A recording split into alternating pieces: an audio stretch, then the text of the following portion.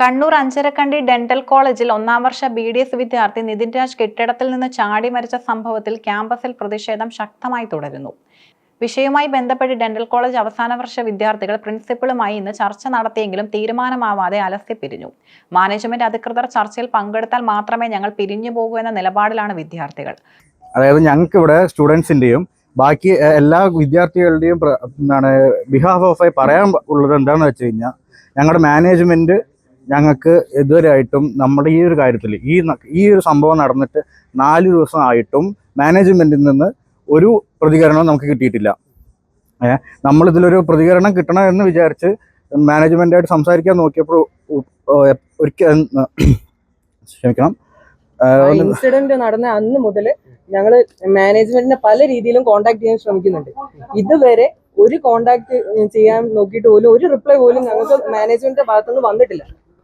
ഇപ്പൊ മാനേജ്മെന്റ് അയച്ചിരിക്കുന്നത് ഒരു പവറും ഇല്ലാത്ത, ഇവിടെ ഒരു ഡിസിഷൻ എടുക്കാൻ പറ്റാത്ത ഒരാളാണ്. ഞങ്ങൾ ആ ഒരു സാറിന്റെ അടുത്ത് കാര്യങ്ങൾ കംപ്ലൈന്റ് പറയുമ്പോൾ ആ സാർ പറയുന്ന ഒരുപാട് പരസ്പര വിരോധമായിട്ടുള്ള കാര്യങ്ങൾ പറയുന്നത് ഉൾപ്പെടെ ഈ റാം സാർ എന്ന് പറഞ്ഞ ആള് കറുത്തവനാണ്. ആ കറുത്ത ആൾക്ക് എങ്ങനെ കറുത്ത ആളെ അധിക്ഷേപിക്കാൻ പറ്റും എന്ന് വരെ അത്രയും പോലും നമുക്ക് സംസാരിക്കാൻ പറ്റാത്ത ഒരാളെ, ഒരു പവർ ഇല്ലാത്ത ആളെ ഇങ്ങോട്ട് വിട്ടേക്കുവാണ്. അത് മാനേജ്മെന്റ്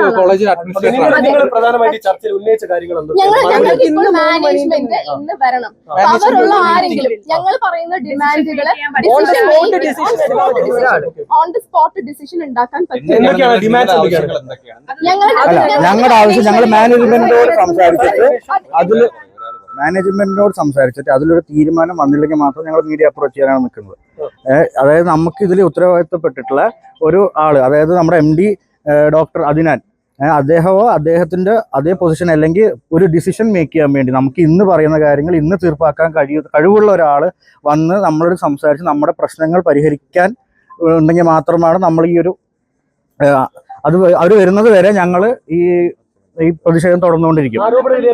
നമ്മുടെ പ്രിൻസിപ്പളും നമ്മുടെ ബാക്കിയുള്ള HOD ഉൾപ്പെടെ ആര് വിചാരിച്ചിട്ടും ഇവര് വിളിച്ചിട്ട് കോണ്ടാക്ട് ചെയ്തിട്ടോ ഇവര് കിട്ടുന്നില്ല. അതാണ് ഞങ്ങളുടെ ആവശ്യങ്ങളിൽ ഒരാവശ്യം മാത്രമാണ് ഡോക്ടർ റാം എന്ന വ്യക്തിയെ പുറത്താക്കേണ്ടത്. പക്ഷെ ഞങ്ങൾക്ക് അതിനുപരി അത് മാത്രമല്ല കുറെ അധികം ഇതുകളും ഉണ്ട്.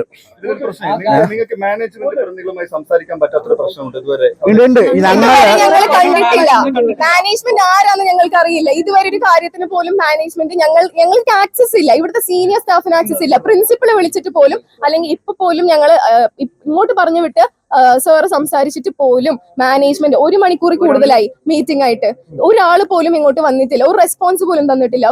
അവര് എന്തൊക്കെയോ നമുക്കറിയില്ല, അവരെന്താണ് ആരാണ് ഒന്നും അറിയില്ല.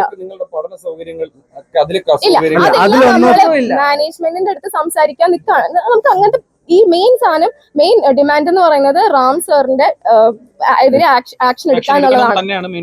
അത് മാത്രമല്ല, കുറെ ദിവസങ്ങളായി മാധ്യമങ്ങളിൽ നിന്ന് പറഞ്ഞുകൊണ്ടിരിക്കുന്നത് നമ്മുടെ കോളേജിൽ നിന്ന് പ്രതികരിച്ച ആരും നിതിന്റെ വീട്ടിലോട്ട് പോകുന്നില്ല എന്നുള്ളതായിരുന്നു. അതിന് മെയിനായിട്ടുള്ള കാരണം എന്താണെന്ന് വെച്ചാൽ, നമ്മുടെ കോളേജിൽ നിന്ന് മാനേജ്മെന്റിന്റെ ഭാഗത്ത് നമുക്കൊരു സപ്പോർട്ട് കിട്ടിയിട്ടില്ല. അതായത് നിങ്ങൾ ഇന്നത് പോകണം, അല്ലെങ്കിൽ നിങ്ങൾ ഇത്ര പേര് പോകണം, അങ്ങോട്ട് വിളിച്ച് ചോദിച്ചപ്പോ ഉൾപ്പെടെ മണിക്കൂറുകൾ സമയമെടുത്ത് നമുക്കൊരു റിപ്ലൈ തിരിച്ചു കിട്ടാൻ. അതായത് നമ്മൾ അവിടെ പൊക്കോട്ടെ, ഞങ്ങൾ യൂണിയൻ ഭാരവാഹികൾ പൊക്കോട്ടെ എന്നൊക്കെ ചോദിച്ചു പറഞ്ഞപ്പോൾ അവർ പറയാണ് ഞങ്ങൾക്ക് അതിലൊരു ഇതില്ല, അവർ അവിടുത്തെ പാരന്റ്സും നാട്ടുകാരും എങ്ങനെ റിയാക്ട് ചെയ്യുമെന്ന് അവർ പറഞ്ഞിട്ടും അത് നമ്മൾ പ്രതികരിച്ചതിന് ശേഷമാണ് അവരെത്തിയിട്ടുള്ളത്. അതായത് നമ്മൾ ഇവിടുന്ന് പൊക്കോട്ടെ എന്ന് ചോദിക്കുമ്പോഴും അവർ പറയുന്നത് അറ്റ് യുവർ ഓൺ റിസ്ക് എന്നാണ് അവർ പറയുന്നത്. അപ്പോൾ അങ്ങനത്തെ ഉള്ള ഒരു മാനേജ്മെന്റിനെ നമുക്ക് ഇങ്ങനെ അംഗീകരിക്കാൻ കഴിയില്ല. അപ്പൊ ഞങ്ങൾ ഹൗസ് സർജൻസ് ഉൾപ്പെടെ എല്ലാവരും ക്ലാസ് ബോയ്ക്കോട്ട് ചെയ്തിരിക്കുകയാണ്. അതെ, നമുക്ക് ഇന്ന് എത്രയും പെട്ടെന്ന് മാനേജ്മെന്റ്, ഞാൻ പറഞ്ഞ MD ഡോക്ടർ അദിനാൻ അല്ലെങ്കിൽ അതിനോട് തുല്യമായിട്ട് ഡിസിഷൻ മേക്ക് ചെയ്യാൻ ഉള്ള ആരെങ്കിലും, അല്ല നമുക്ക് ആ ഒരു പേര് മാത്രമേ അറിയുള്ളൂ. ഞങ്ങൾ ഇതുവരെയായിട്ട് ഇങ്ങനെ ആരെയും കണ്ടിട്ടില്ല. മനസ്സിലായോ? ഇന്ന് രാവിലെ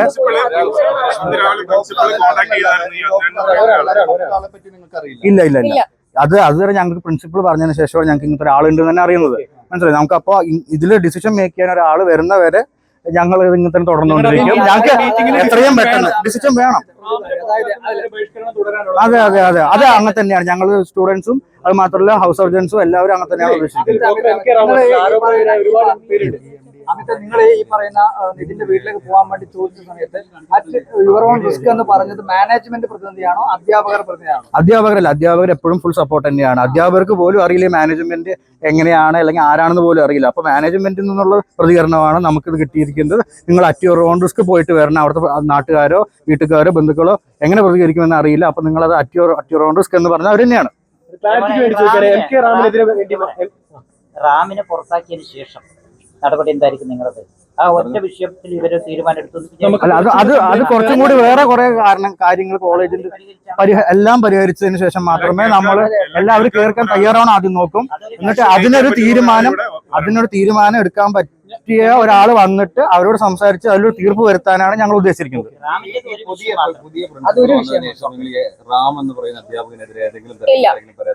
ഇല്ല, പുതിയ പ്രിൻസിപ്പൾ 3 മാസമായിട്ടുള്ളൂ വന്നിട്ട്. നമ്മൾ കംപ്ലൈന്റ് കൊടുത്തത് കഴിഞ്ഞ ഒരു കൊല്ലത്തിന് മുകളിലാണ്. പ്രിൻസിപ്പളിന് അറിയില്ല കംപ്ലൈന്റ് കൊടുത്ത കാര്യം. ഈ 3 മാസത്തിനിടയിൽ കൊടുത്തിട്ടില്ല. ഇല്ല, കൊടുത്തിട്ടില്ല. ഈ നിതിന്റെ ഇൻസിഡന്റ് മാത്രം ഇപ്പൊ നമ്മൾ കംപ്ലൈന്റ്സ് കളക്ട് ചെയ്തോണ്ടിരിക്കുക. വിദ്യാർത്ഥികൾക്ക് അനുഭവം ഉണ്ടായിട്ടുള്ളതായിട്ട് നിങ്ങൾക്ക് അറിയാം. അല്ല, അതുകൊണ്ടാണ് ഇന്നലെ എല്ലാവരും പ്രതികരിച്ചത്. ഈ 3 മാസമല്ല, ഈ എം കെ രാം എന്ന് പറയുന്ന സാറിന്റെ പേരിൽ ഇഷ്ടംപോലെ അലിഗേഷൻസ് പിള്ളേര് വെർബലി ആണെങ്കിലും അല്ലെങ്കിൽ പറഞ്ഞിട്ടുണ്ട്. അതുള്ള കാര്യം തന്നെ. മാത്രമാണ് നിങ്ങൾ ഇപ്പൊ പറയുന്ന ഈ പ്രശ്നമുള്ള അധിക്ഷേപിക്കുന്ന അല്ലെങ്കിൽ നിങ്ങളോട് മോശമായിട്ട് ഇടപെടുന്ന ഒരു അധ്യാപകൻ? അത് ഇങ്ങനത്തെ ഒരു കേസ് വന്ന് ആ എം കെ റാമിന്റെ പേരിൽ ഉയർന്നുകൊണ്ടാണ് പുള്ളി മാത്രം എന്നുള്ളത്. അത് നമ്മൾ ബാക്കിയുള്ള കംപ്ലൈന്റ്സ് നമ്മൾ കിട്ടിയിട്ടുണ്ട്. അത് നമ്മൾ എന്ത് ചെയ്യുന്ന വെച്ചാൽ നമ്മൾ മാനേജ്മെന്റ് അധ്യാപകരുണ്ട്. അപ്പൊ അത് മാനേജ്മെന്റായി സംസാരിച്ച് അവർ നമുക്ക് ഡിസിഷൻ, അതായത് നമുക്ക് ആവശ്യമുള്ള അല്ലെങ്കിൽ നമുക്ക് കിട്ടുന്ന പക്വമായിട്ടുള്ള ഡിസിഷൻ കിട്ടുന്നവരെ നമ്മൾ അവരോട് അത് സംസാരിച്ച് റെഡിയാക്കിയിട്ട് നമ്മൾ ഈ ഒരു പ്രതിഷേധം നിർത്തുള്ളൂ. ഇല്ല നമ്മുടെ എല്ലാ ആവശ്യങ്ങളും അംഗീകരിക്കുന്നവരെ നമ്മൾ ഈ പ്രതിഷേധം തുടർന്നുകൊണ്ടിരിക്കും. അതുപോലെ ഒരു കാര്യം വേണ്ടി നമ്മൾ വെയിറ്റ് ചെയ്യുന്നു. സ്റ്റാഫിന്റെ എല്ലാവരും മാനേജ്മെന്റ് കോൺടാക്ട് ചെയ്യാനായിട്ട്. ആ 4 ദിവസമായിട്ടും ഇവരെ നമുക്ക് കിട്ടിയിട്ടില്ല.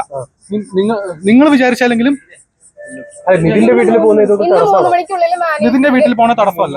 നിങ്ങൾക്ക് ബുക്ക് കൂടി മാനേജ്മെന്റ് പെർമിഷൻ ഒക്കെ വേണം. ഇല്ല, ഞങ്ങൾ പോകുന്നുണ്ട്. ആരോപണ വിധേയനായ ഡോക്ടർ റാമിനെതിരെ കൂടുതൽ വെളിപ്പെടുത്തലുകളുമായി വിദ്യാർത്ഥികൾ രംഗത്തെത്തി.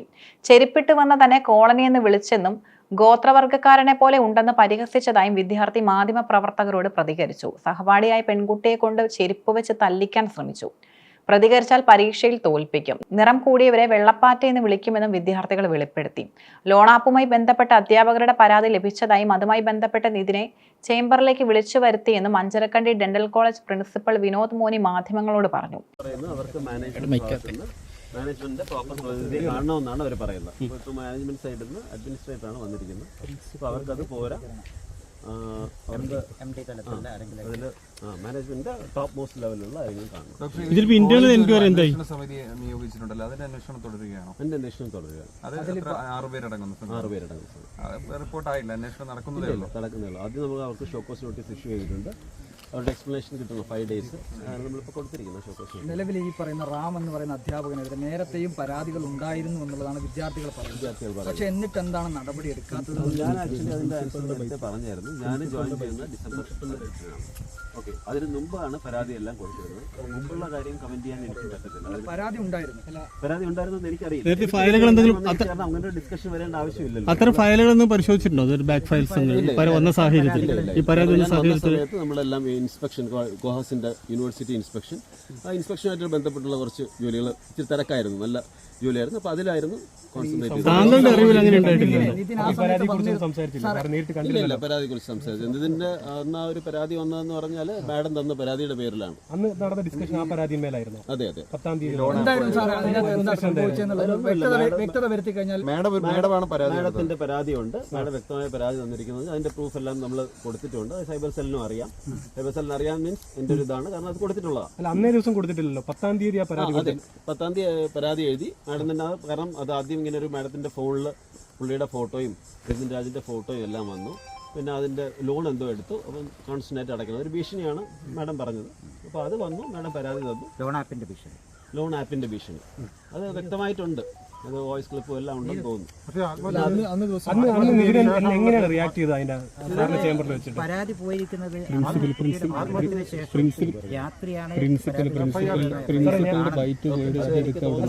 ഒന്ന് വ്യക്തതയ്ക്ക്, സാറിന്റെ ചേംബറിലായിരുന്നല്ലോ അധ്യാപികയും നിതിൻ ഉണ്ടായിരുന്നത്. എങ്ങനെയാണ് നിതിൻ ഈ കാര്യങ്ങളോടൊക്കെ റിയാക്ട് മാഡത്തിന്റെ പേര് പറഞ്ഞത്.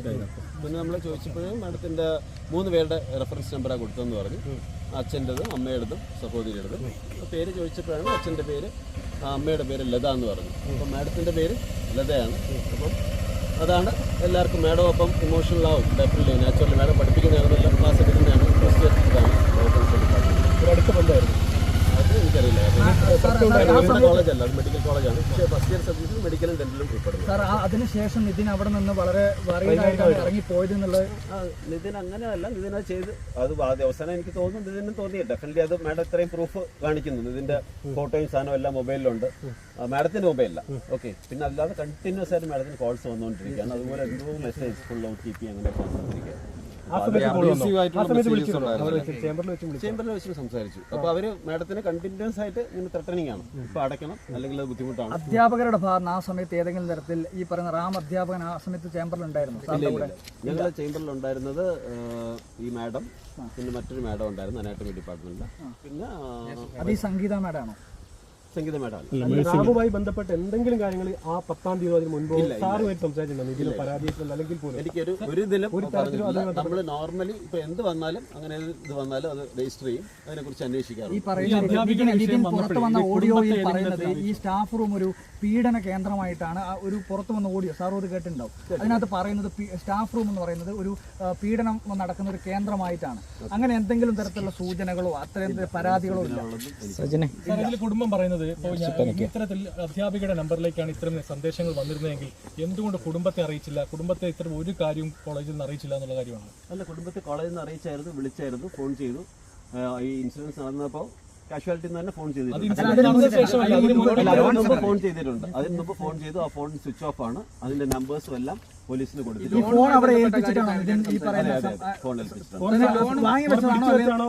പിടിച്ചു വെച്ചതൊന്നുമല്ല. പുള്ളി അത് നമ്മൾ സംസാരിച്ചുകൊണ്ടിരുന്നു. പുള്ളി അത് ഫോണോടെ വെച്ചു. നാച്ചുറലി ഇത്രയും ഒരു ഇഷ്യൂ വരുമ്പോൾ ആ ഒരു ഇത് ക്വസ്റ്റ്യൻ ഫോൺ എടുക്കാതെയാണ് ഇറങ്ങിപ്പോയത്. പുള്ളി കുറച്ചു നേരം പുറത്ത് ഉണ്ടായിരുന്നു. പിടിച്ചൊന്നും വാങ്ങിയതല്ല. പുള്ളി കുറച്ചു നേരം പുറത്ത് നിന്നതിന് ശേഷം പ്രിൻസിപ്പൽ റൂമിന്റെ പുറത്ത് കുറച്ചു നേരം വൈകാരികമായിട്ടാണോ കരഞ്ഞാണോ കുട്ടി ഇറങ്ങിയത്? എങ്ങനെയാണ് സംസാരത്തിന് ശേഷം? അല്ല, സംസാരം പുള്ളി പറഞ്ഞില്ല ഞാൻ ലോൺ അടയ്ക്കും. കാരണം എല്ലാവരും നമ്മൾ ചോദിക്കുമല്ലോ എന്താണ് ഇഷ്യൂ ചോദിച്ചു. പുള്ളി പറഞ്ഞു അങ്ങനെയല്ല, എന്റെ പേരിലാണ്. അധ്യാപകരുടെ നമ്പർ നൽകിയില്ലെന്നും അമ്മയുടെയും അച്ഛന്റെയും സഹോദരിയുടെയും നമ്പറാണ് നൽകിയതെന്നും നിതിൻ പറഞ്ഞു. എന്നാൽ അധ്യാപിക തെളിവുകൾ കാണിച്ചു. ഇതിന് പിന്നാലെ നിതിൻ മൊബൈൽ ഫോൺ തന്നെ ഏൽപ്പിച്ചെന്നും പ്രിൻസിപ്പൽ പറഞ്ഞു. ലോണാപ്പ് വിഷയം അറിയിക്കാൻ കുടുംബത്തെ വിളിക്കാൻ ശ്രമിച്ചിരുന്നുവെങ്കിലും ഫോൺ സ്വിച്ച് ഓഫ് ആയിരുന്നുവെന്നും പ്രിൻസിപ്പൽ മാധ്യമപ്രവർത്തകരോട് പറയുകയുണ്ടായി. അതേസമയം അന്വേഷണ ഉദ്യോഗസ്ഥർ കോളേജിലെത്തി തെളിവെടുപ്പും നടത്തി.